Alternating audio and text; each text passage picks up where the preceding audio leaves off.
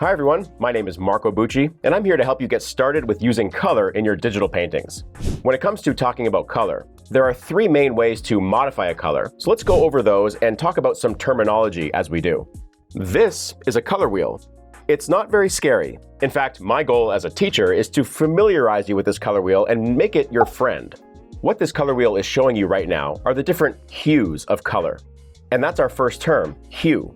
The name of the color, red, green, blue, purple, etc. Every digital painting app you use will have a color picker that shows you a color wheel where you can pick different hues for your paintings. Here's the color picker in Photoshop, Painter, and Procreate. For now, let's ignore the middle part of these color pickers and just focus on the hue wheel that goes around them. As you can see, it's always the same progression of hues along the color wheel. But wait, depending on what version of Photoshop you might be using, you may see a vertical hue strip. But don't worry, it's the exact same progression of hues. They've just taken the color wheel and unwound it into a straight line. Side note, I actually find this format friendlier to work with. It's easier for me to click around those colors, but that's just me. Any app you choose will have this color picker at the heart of it. Anyway, this is already where we get into a little bit of color theory. You may have heard of the three primary colors, red, blue, and yellow. We consider those colors primary because back in the day where you could only mix pigments to paint, those colors could not be created by mixing any other color. And in fact, any other color could be created by mixing the three primaries. For example, if you mix red and yellow, you get orange.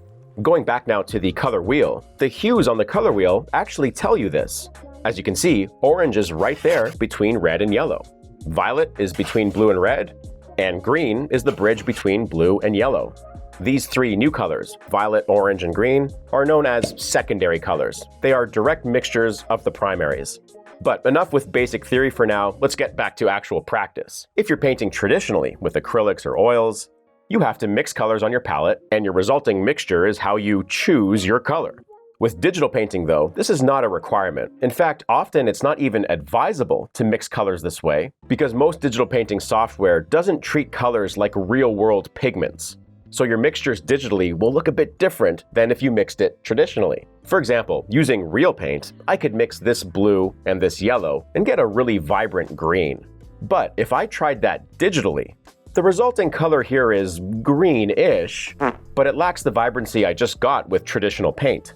With digital painting, if I wanted that nice vibrant green, I would simply pick it. Okay, I've been using the word vibrant. There is an official color term for that. It's called saturation. Saturation is the amount of color in a hue. In other words, how vibrant it is or how much chroma it has. And this is where I want to upgrade our color wheel to this one. I like this color wheel because it shows us two dimensions of color, hue and saturation. And this is where that middle part of our color pickers comes back into play. Any hue can have a variety of saturation in it. For example, I could pick a red that is very saturated, or a very vibrant red, or I can go the opposite way and pick a very desaturated red. Desaturating a color like that introduces a very important aspect of color theory. When you desaturate any hue, you are bringing it closer to gray. And going back to our color wheel here, we can see how important gray is, because as you can see, every hue has gray in common. That makes gray a very convenient way to travel from one color to another. To quickly intro that idea, let's take a blank canvas and quickly paint a bunch of very saturated colors or hues onto it. I don't know about you, but to me, this is the visual equivalent of eating too much sugar. Yuck.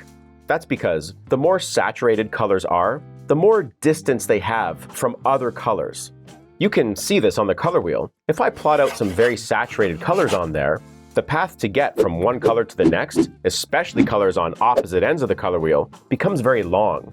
But if you desaturate these colors and bring them closer to gray, suddenly those paths get a lot shorter.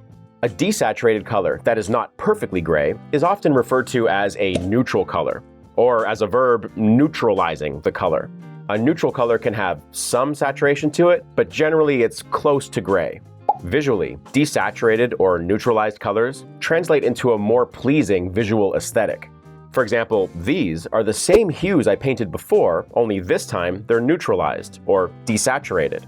And suddenly, they feel like they belong together a lot more.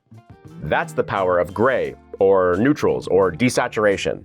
Yeah, different artists use different terms, but they all mean the same thing. It's now time to add a very important third term. That term is value. Value refers to the lightness or darkness of a color. Actually, you don't even need color to discuss value. Here's the grayscale chart. It's a list of tones from white to black and all the tones in between. These are values seen without color.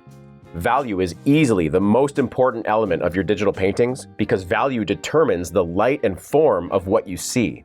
And that's why, if we switch this video to black and white right now, you can still tell perfectly what's going on. You don't need color. In fact, it's an extremely common practice regimen for an aspiring artist to only work in grayscale or black and white at first, before adding hue and saturation into the mix. Now, value can be a bit tricky as far as the color wheel goes because the color wheel doesn't show us value.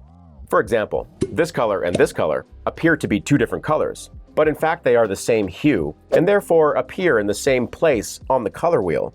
This further illustrates how value is part of color, yes, but also on its own island. And it's always worthwhile to do pure value studies to heighten your understanding of form, which in turn will elevate your color work. Digital painting can be tough, so don't beat yourself up if you're struggling. If you want to get better at this stuff though, we have more lessons, demos, assignments, and extended videos over at proko.com/digitalpainting. Check it out and we'll see you there.